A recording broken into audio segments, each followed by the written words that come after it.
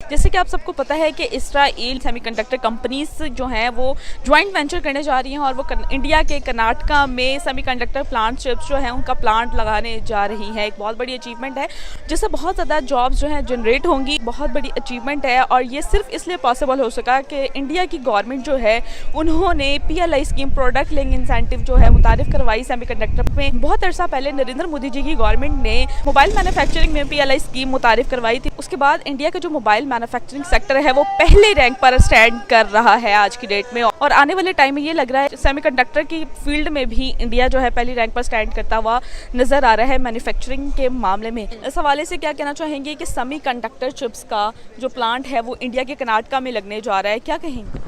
अच्छा, first of all this is no amazement, no wonderment. India में माशाल्लाह, मुझे पता है बुरा लगने वाला कुछ लोगों को, बट स्टिल जहाँ पे तारीफ़ करनी चाहिए, अप्रिशिएट करना चाहिए, वहाँ पे करना चाहिए।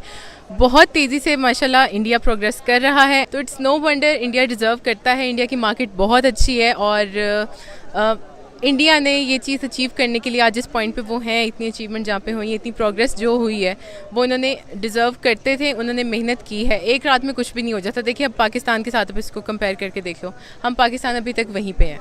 वो दिन ब दिन रात लगाकर काम कर रहे हैं। मोदी की गवर्नमेंट में ऐसा हो रहा है, हमें नज़र आ रहा है ईजिली कि उन्होंने कितनी बेटरमेंट की है, अपने मुल्क के लिए कितना ज़्यादा कुछ किया है। तो हम क्या है, हम इधर बैठ के लड़ रहे हैं एक दूसरे से, हमारी कुर्सी हमें दे दो, हमने यहाँ पे बैठना है।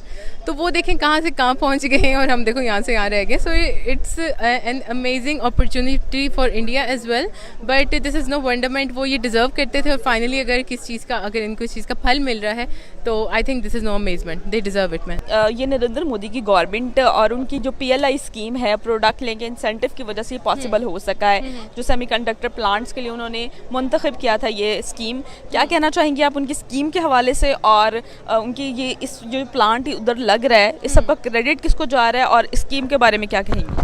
सी first of all Narendra Modi की तरफ से ये one of the greatest achievement जिसको आप कह सकते हैं वो उनकी तरफ से हुई है। एंड नो वंडर इनका फर्स्ट ऑफ ऑल क्रेडिट, जिनका आइडिया था, जिन्होंने अपनी गवर्नमेंट पे इसको इम्प्लीमेंट करवाने की कोशिश की एंड फाइनली हमने सबने देख भी लिया कि वो करवा भी चुके हैं। तो नो वंडर ये सारे के सारे क्रेडिट मोदी जी को जाता है, उनके आगे से जो वर्कर्स वगैरह हैं और उसको जिस चीज़ मतलब सब ने मिल के इसको अचीव करने की कोशिश की है, इसको फाइनलाइज कर दिया है, तो ये क्रेडिट सारा उनको जाता है, no doubt, undoubtedly. Mobile manufacturing में PLI स्कीम एक बार मुतारिफ करवाई गई थी और आज जो है इंडिया मोबाइल मैन्युफैक्चरर का पहला कंट्री बन चुका है, पहले नंबर पर आ गया, उसने चाइना को भी बीट कर दिया। मेरा ख्याल है कि इंडिया जो है वो proactively he is providing more incentive, more benefits to the companies. They are giving the opportunity to invest and help them with the $10 billion. And although in Pakistan is not providing them much facilities, but I think they should, for the sake of the Pakistani young people, they should provide better opportunities to the foreign investors so that they can invest money over here, and bring these new technologies. Because if the semiconductors are produced in Pakistan, that will be exported to all over the world, and they will bring more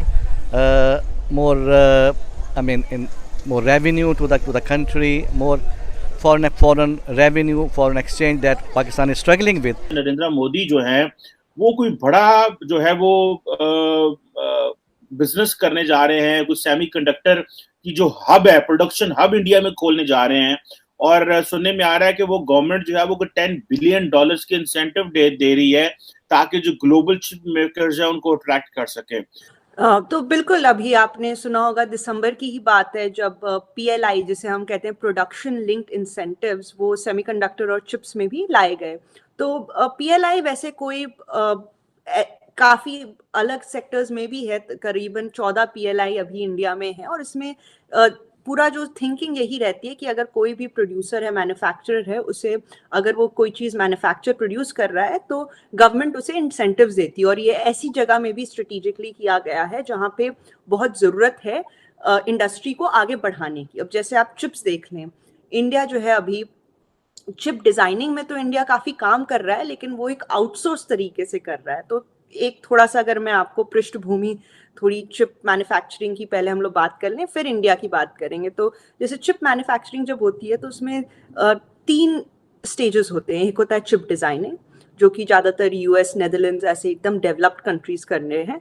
फिर होता है chip manufacturing, जो जैसे कि आपको पता ही होगा Taiwan, China, यहाँ सब हो रहा है, जहाँ पे जो एक टेक्निकल नो हाउ भी है और एक तरीके की आपको चीप लेबर भी मिलता है।